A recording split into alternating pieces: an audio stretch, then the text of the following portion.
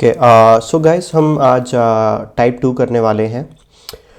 Type 1 हमने already कर लिया है। टाइप 2 में हम देखेंगे what will be the remainder if a number is divided by another number. तो इसमें एक बहुत ही मेन कंसेप्ट आता है।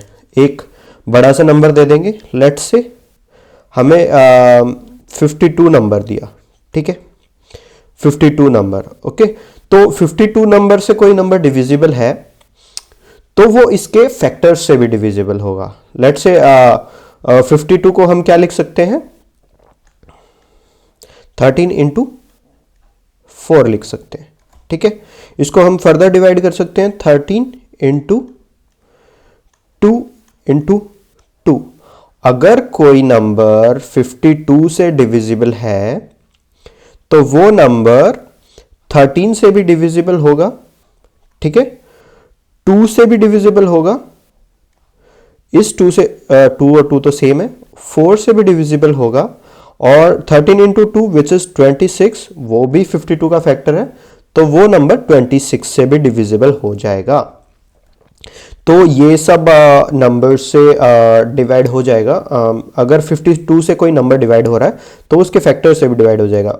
32 के फैक्टर्स हैं 1, then we have 2, then we have 4, then we have 13, then we have 26। अगर कोई नंबर 52 से डिवाइड हो रहा है तो वो इन नंबर से भी डिवाइड हो जाएगा।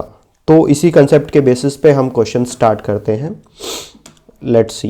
तो पहला क्वेश्चन है ये, a number when divided by 899 gives a remainder of 63। तो वो नंबर किस फॉर्म में है, 8 into 899 into x plus 63 is the remainder for it, ठीक है गाइस। और फिर ये पूछ रहा है same number when divided by 29। तो ये नंबर इस फॉर्म में है और इसको डिवाइड करना है 29 से, ठीक है। तो देखते हैं, फर्स्ट ऑफ ऑल हम चेक करते हैं क्या 29 जो है वो 899 का फैक्टर है या नहीं। तो सबसे पहले ये चेक करते हैं। तो 899 if I divided it with the 29, okay, तो ऐसे ही डिवाइड कर लेते हैं जैसे बच्चे करते हैं, ठीक है। तो 29 into 3 which is 87, okay, so remainder is 29 and this goes at 1, so 29 and 0, ठीक है।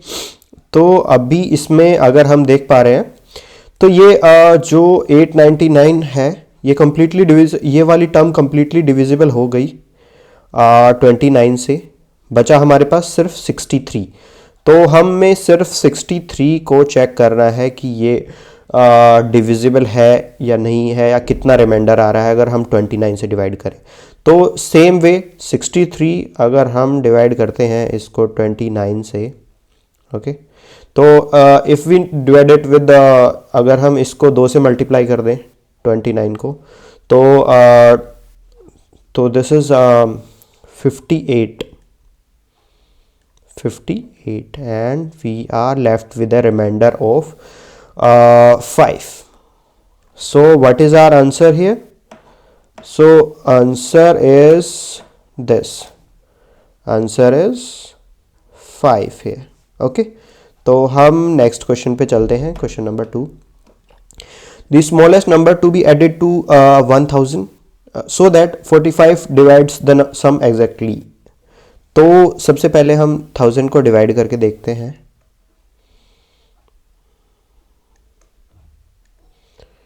थाउजेंड को हम 45 से डिवाइड करके देखते हैं, ठीक है। तो this is our 45, okay, so 45 into 2 which is 90, okay. तो यहाँ पे 10 बचा, ठीक है। तो हमने ऊपर से 0 लिया, तो 45 इंटू 2 अगेन विच इज़ 90। तो हमारे पास रिमाइंडर बचा 10। तो अगर हम 1000 में से 10 माइनस कर देते हैं तो हमारे पास जो 1000 में से 10 माइनस करने के बाद 990 जो नंबर है वो कम्प्लीटली डिविजिबल है 45 से, ठीक है। हमारे पास 10 ऑलरेडी है। नेक्स्ट इसमें क्या होएगा, अगर नेक्स्ट इसमें मैं 45 ऐड कर दूं तो वो भी तो डिविजिबल हो जाएगा 45 से। 990 डिविजिबल है, 45 ऐड कर देंगे तो वो नंबर हमारा हो रहा है, this is 5 and this is 3 and this is 10, 10,035। अगर हम 1000 में कितना जोड़े कि नेक्स्ट नंबर डिविजिबल हो जाए 45 से, तो दैट इज 35।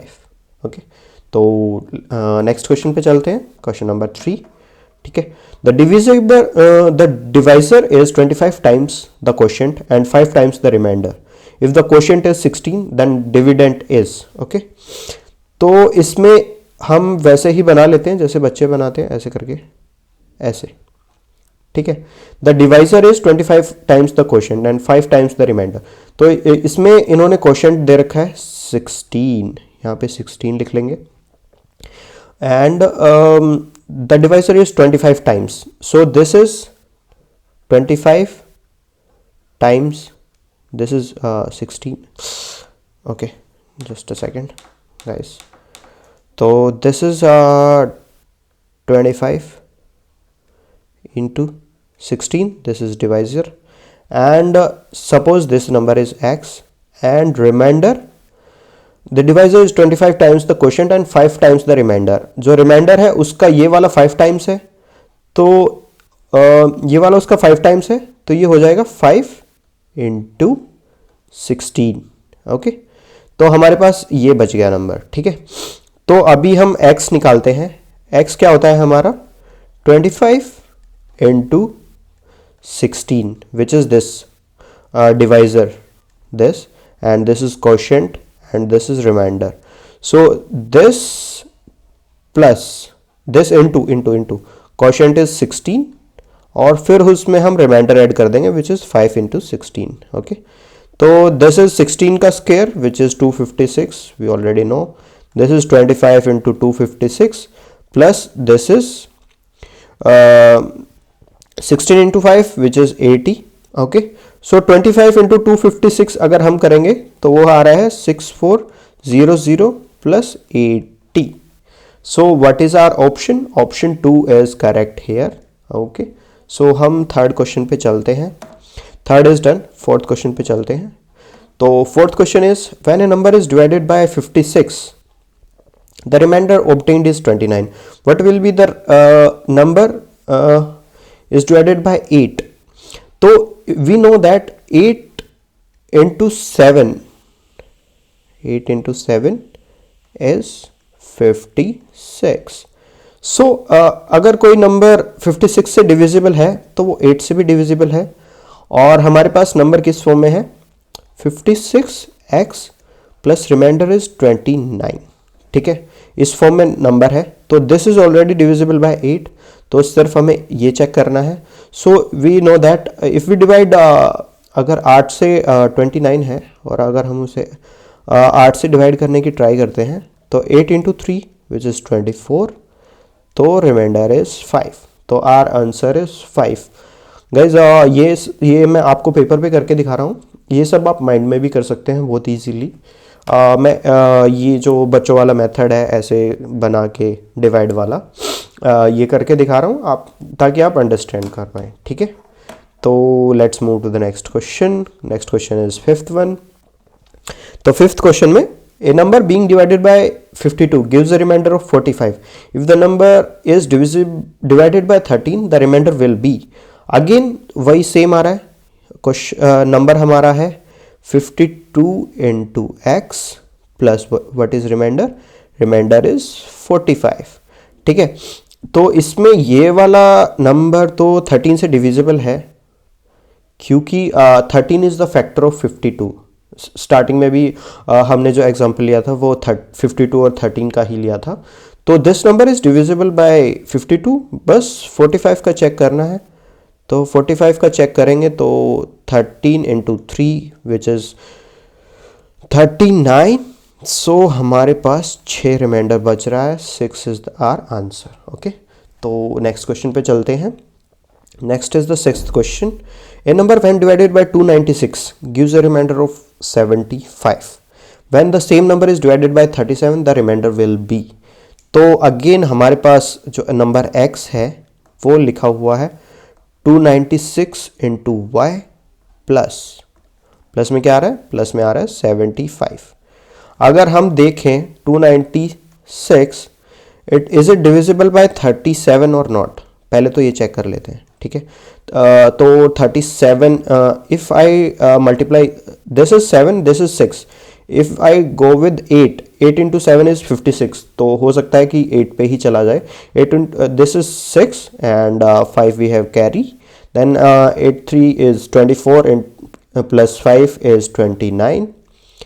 तो ये तो 0 आ रहा है यहाँ पे। 37 इज फैक्टर ऑफ 296, तो ये तो पूरा कंप्लीटली डिविजिबल हो रहा है 37 से, बचा 75। सो अगर मैं 75 को 37 से डिवाइड करता हूँ, let's say I multiply it with 2 sevens is 14, 1 is left and 2 3 is 6 and 7, यहाँ पे 1 रिमाइंडर बच रहा है, 1 इज आवर आंसर, ठीक है। तो दिस इज आवर आंसर। तो हम 7th क्वेश्चन पे चलते हैं, ठीक है।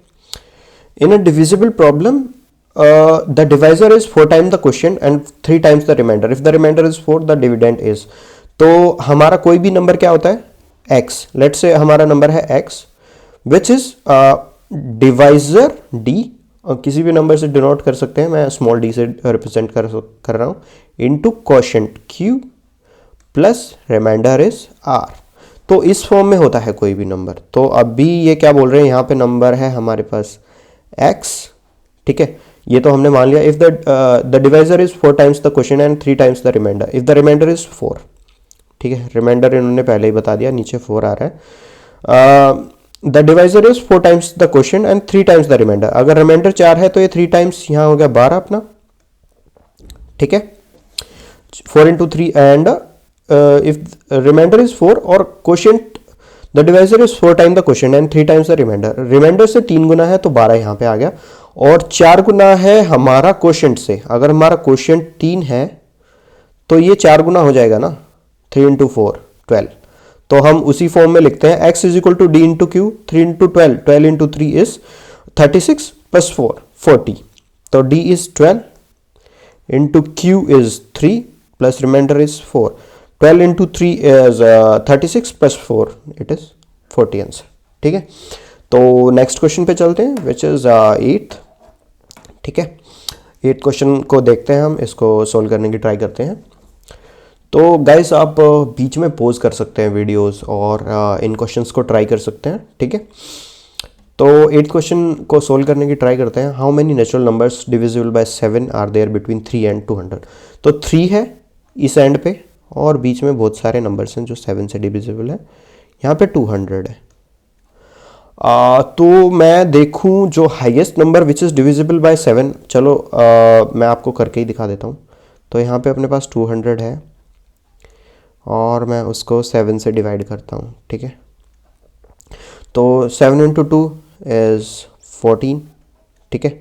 तो ये अपना बच रहा है 60, this is into 8, 7 this is 56, तो अपना कितना हुआ यहाँ पे बचा 4, तो हमारा 196।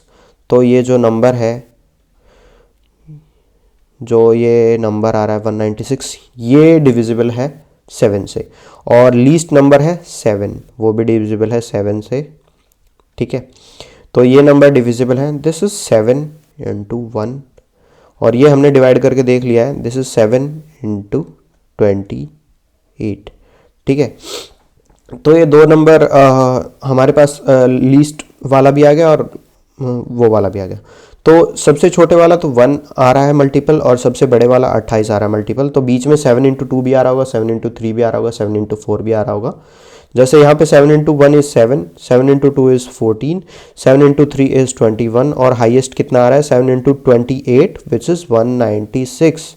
तो हमारे पास टोटल कितने नंबर्स हो गए, 1 से लेके 28 तक, तो टोटल 28 नंबर्स हो गए।